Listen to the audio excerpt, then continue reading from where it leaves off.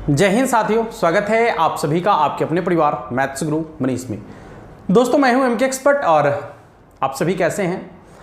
और दिन प्रतिदिन आपका समय बीतते जा रहा है और जैसे जैसे ये समय बीत रहा है वैसे वैसे आपके दिल की धड़कनें तेज हो रही है कि कब रिजल्ट आएगा, कल रिजल्ट आएगा, परसों रिजल्ट आएगा। और ये रिजल्ट का जो दिन है एकदम करीब आते जा रहा है आपका। और रिजल्ट को लेकर काफ़ी बच्चे चिंतित हैं, बहुत परेशान हैं। मतलब उनकी परेशानी का जो है ना मतलब एक लेवल नहीं है।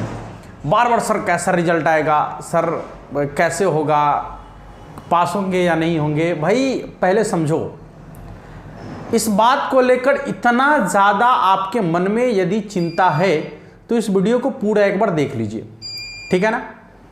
हाँ, चिंतित होना थोड़ा सा अच्छा भी है, लेकिन बहुत ज़्यादा चिंतित होना ये अच्छी बातें नहीं है, ठीक है ना। हाँ, तो आज का जो वीडियो है आपके इंटर रिजल्ट 2024 पर आधारित होने वाला है। कब रिजल्ट आएगा, रिजल्ट को लेकर आप चिंतित क्यों हैं, रिजल्ट में क्या गड़बड़ियाँ हो सकती है, ठीक है ना। और आपको करना क्या है, कब से डॉक्यूमेंट वेरिफिकेशन कब से टॉपरों का जो है ना वेरिफिकेशन होगा, रिजल्ट कब आएगा, ये सारी जानकारी आपको इस वीडियो में मिलने वाला है। बस थोड़ा आप धैर्य बना के रखिएगा। और आप लोग के लिए जो है यूट्यूब पर जो भी आपके छोटे भाई बहन हैं जो 24-25 में एग्जाम देने वाले हैं, उन लोगों के लिए यूट्यूब पर भी क्लास शुरू कर दिया गया है, ठीक है ना। एकदम जीरो लेवल से क्लास की शुरुआत हुई है। हर रोज शाम में आपको जो है ना क्लास दिया जाएगा, ठीक है। तो आप सभी उन लोगों तक इन जानकारी को जरूर पहुंचा दीजिएगा कि उन लोगों का क्लास शुरू हो चुका है, ठीक है। आइए सबसे पहले कि क्या आप रिजल्ट को लेकर चिंतित हैं, सुनिए। इससे पहली बात हम आपको यह बता दें कि रिजल्ट कब आने वाला है। देखिए, हर साल यदि देखा जाए तो मार्च के अंतिम में रिजल्ट आ ही जाता है। यदि आप पीछे के रिकॉर्ड को उठाकर देखें तो मार्च के अंतिम तक या फिर आप यूं कह लें कि अप्रैल की शुरुआत तक रिजल्ट आने की पूरी संभावना होती है। और जहां तक लग रहा है कि इस बार जो रिजल्ट है, इस बार आप लोग का रिजल्ट 20 से 25 अप्रॉक्स मतलब माना जा रहा है कि 20 से 25 मार्च तक आप लोग का रिजल्ट आ ही जाएगा निश्चित रूप से, ठीक है ना। ज़्यादा लेट होगा तो 30-31 तक जाएगा, उससे ज़्यादा नहीं जा सकता है, ठीक है। तो ये तो हो गया रिजल्ट के लिए कंफर्मेशन, और आपको अब ज़्यादा चिंतित होने की ज़रूरत नहीं है, ठीक है ना। और दूसरी बात कि बहुत सारे बच्चे इस बात से परेशान हैं कि सर हमको टॉपर के लिए कॉल आएगा, किस तरीके से आएगा, क्या होगा वहाँ पर। भाई कुछ नहीं होगा। यदि आपको लग रहा है कि आपने उतना बनाया है, आपके अंदर वो क्वालिटी है, आपने उतने क्वेश्चन को सॉल्व किया है, ठीक है ना, तो आपको बिहार बोर्ड के द्वारा कॉल किया जाएगा। अब सुनिए, कॉल की बात जैसे ही आती है तो बहुत सारे फ्रॉड कॉल भी आ रहे हैं, जिसके लिए हम आपको शुरू में ही चेता दिए थे। इसमें बहुत सारे बच्चे फंस भी गए हैं, ठीक है ना। उन्हें कॉल करके बताया जा रहा है कि आपका मैथमेटिक्स में क्रॉस लग रहा है, केमिस्ट्री में क्रॉस लग रहा है, किसी का कह रहा है कि इंग्लिश में क्रॉस लग रहा है, इतना पैसा डाल दीजिए आपको नंबर बढ़ा दिया जाएगा। तो इस चक्कर में बहुत सारे बच्चे फंस भी चुके हैं, जबकि हम शुरू में ही वीडियो के माध्यम से आपको जो है ना जानकारी दे दिए थे। उसके बावजूद ही बहुत सारे बच्चे फंस गए हैं। तो जाने वो, हमारा जो काम था हमने कर दिया। अब टॉपर के लिए भी जो है ना इस तरीके से फ्रॉड कॉल आएंगे आपके पास, और आपसे जो है ना कुछ गलत तरीके से पैसे वगैरह की मांग की जाएगी, ठीक है ना।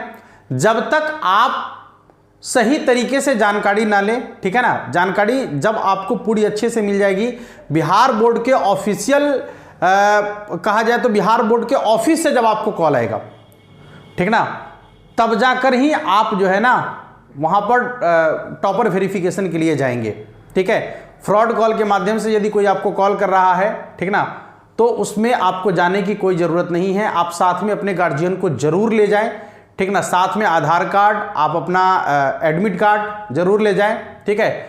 और वहाँ पर बहुत ज़्यादा चीज़ कुछ पूछा नहीं जाता है आपसे, ठीक है ना।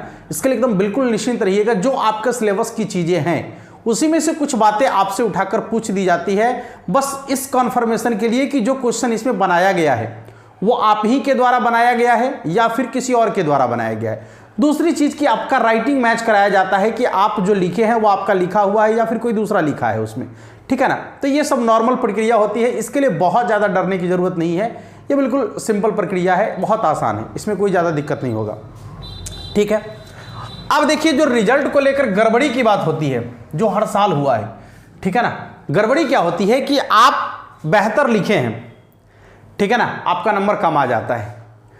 कोई आपकी कॉपी में से देखकर लिखा है, उसका नंबर आपसे ज्यादा आ जाता है, ठीक है। तो अब जो होना था, जो लिखना था, आपने कॉपी में लिख दिया है, अब उसको बदल तो सकते नहीं हैं आप, ठीक है ना।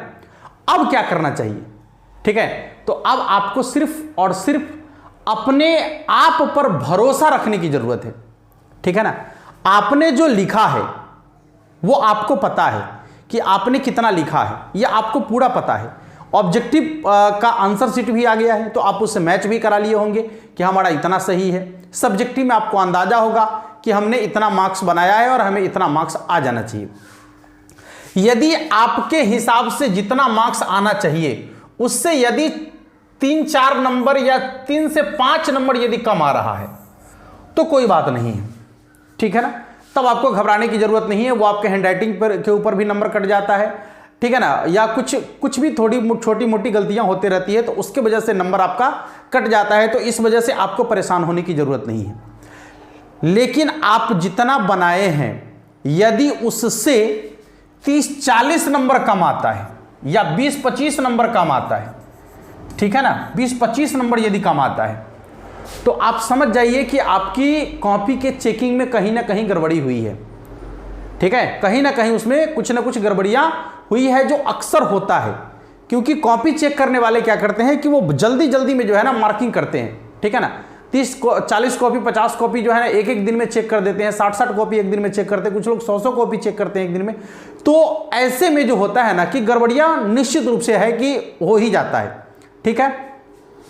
और दूसरी चीज की इस बात पर भी डिपेंड करता है कि आपकी कॉपी कहां पर रखी हुई है, कलेक्शन के टाइम में आपकी कॉपी कहां पर रखी हुई है। यदि आपकी कॉपी 10 वैसे बच्चों के बीच रखी हुई है जिन्होंने कि सही तरीके से आंसर नहीं दिया है, जिसकी कॉपी चेक करने में जो कॉपी चेक करने वाले हैं वो इरिटेट हो गए हैं, ठीक है ना, सही आंसर नहीं लिखा है, मतलब उसके लिखने का ढंग सही नहीं है, और उसके बीच में यदि आपकी कॉपी पड़ जाती है तो आपकी कॉपी पर भी मार्किंग सामान्य हो जाएगा उसी के जैसा, ठीक है। और दूसरी बात कि कभी कम लिखने वाले बच्चे को ज्यादा मार्क्स आ जाता है, उसके पीछे का रीजन भी यही है कि यदि 10 बेहतर कॉपी है, यदि 5 कॉपी वैसा है, 10 कॉपी जिसमें बहुत अच्छी लिखी हुई है, जिसको चेक करने के बाद जो कॉपी चेक करने वाले हैं वो खुश हो गए हैं, उनकी लिखावट को देखकर, उनकी सजावट को देखकर खुश हो गए हैं, और उनके बीच में एक कॉपी यदि वैसे बच्चे का पड़ जाता है जो सामान्य बच्चे हैं, जिनकी लिखावट ठीक नहीं है, जिन्होंने सही तरीके से आंसर नहीं दिया है, तो वैसे कंडीशन में उनका भी जो है ना मार्किंग उसी तरीके से कर दिया जाता है, ठीक है। तो वैसे कंडीशन में उनका अंक ज़्यादा हो जाता है, बेहतर हो जाता है। तो ये सारी चीज़ें होते रहती है बोर्ड एग्जाम में, ठीक ना। इस बात से बहुत ज़्यादा घबराना नहीं है आपको। ज़्यादा डाउट होगा तो देखिए अभी प्रोसेस क्या होता है कि एक तो नंबर आपको कम आ जाएगा, उसके बाद आप क्या कीजिएगा, तो इस पर जो है ना वो चैलेंज वगैरह का जो प्रावधान है, ठीक ना, कॉपी की चेकिंग का जो प्रावधान है वो सब आप करते हैं, इसमें पैसा खर्च आपका हो जाता है। हमारी मानिए तो आप क्या कीजिए कि आरटीआई के तहत यदि आप फुल कॉन्फिडेंस में हैं तो आरटीआई के तहत आप अपनी कॉपी खुद मंगवा सकते हैं, ठीक है ना। आप आरटीआई लगाइए और आरटीआई के तहत आप अपनी कॉपी मंगवा लीजिए और उस कॉपी की दोबारा से चेक करवा लीजिए, ठीक है ना। यदि उसमें गलतियां पाई गई तो बिहार बोर्ड को आपके सामने झुकना पड़ेगा, और जितना खर्च आपने किया है वो टोटल खर्च बिहार बोर्ड आपको देगी। बातें समझ में आ रही है? हाँ, बिहार बोर्ड नौटंकी भी कर देता है कभी कभी, जानबूझकर कॉपी का इधर उधर हो जाता है ताकि कुछ पैसा उसको मिल जाए, ठीक ना। बच्चों का कॉपी कुछ ऐसे ही मार्किंग कर दिया जाता है जिससे कि उसको पैसा बन जाता है कुछ, ठीक है। तो आप वैसे करके उसको फिजूल में पैसा नहीं दे, फिर उसके बाद आपका नंबर बढ़ता नहीं है। बहुत रेयर केस ऐसा देखा गया है कि नंबर नहीं बढ़ता है, ठीक है ना। ज़्यादातर ऐसा होता है कि नंबर नहीं बढ़ता है, जो रहता है वही आ जाता है। तो इससे बेहतर है कि आप आरटीआई के तहत अपनी कॉपी मंगवाएं, जिस सब्जेक्ट में आपको गड़बड़ लग रहा है मंगवाइए और उसकी जो है रीचेक करवाइए, बस साड़ा का सारा दूध का दूध पानी का पानी हो जाएगा, ठीक है ना। हाँ, तो इन चीज़ों को आप ध्यान में रखिए और बिल्कुल टेंशन ना लीजिए। आप जो आपने लिखा है आपका रिजल्ट बेहतर आने वाला है, बिल्कुल निश्चिंत रहे, एकदम धैर्य से रहिएगा, आपका रिजल्ट बहुत बेहतर आने वाला है आप सबों का, ठीक है ना। बस इसी उम्मीद के साथ आज के वीडियो को हम यही रोकेंगे, और आपके जो छोटे भाई बहन हैं उनके लिए जो है ना मज़ेदार तरीके से यूट्यूब पर क्लास हमने ला दिया है। पेड कोर्स तो हमारा चल ही रहा है, यूट्यूब पर भी हमने क्लास ला दिया है कि ऑब्जेक्टिव में बहुत सारे बच्चे परेशान हो गए थे, ठीक ना। उनका कहना था कि सर वो ट्रेडिशनल मेथड से क्वेश्चन को बनाने में जो है ना बहुत वक्त लग गया, सब्जेक्टिव छूट गया। तो इसलिए हम पहले से ही शुरू कर दिए हैं ताकि जो बच्चे ऑब्जेक्टिव को ऑब्जेक्टिव तरीके से जहाँ पर उन्हें नहीं सिखाया जा रहा है बनाना, उनके लिए गुरुजी खड़े हैं, ठीक है ना। ऑब्जेक्टिव को ऑब्जेक्टिव तरीके से बनाना हम सिखाएंगे आपको, ऑब्जेक्टिव क्वेश्चन को सॉल्व करने का तरीका हम सिखाएंगे आपको, मैथमेटिक्स को बनाने का तरीका हम सिखाएंगे आपको, क्वेश्चन सॉल्व करने का तरीका हम सिखाएंगे आपको। बिल्कुल निश्चिंत रहिएगा, बस आपको केवल और केवल बस हर रोज शाम में 1 घंटा आपको दे देना है अपना, बात खत्म है, ठीक है। मिलते हैं फिर नेक्स्ट क्लास में, और तब तक के लिए आप सभी को जय हिंद।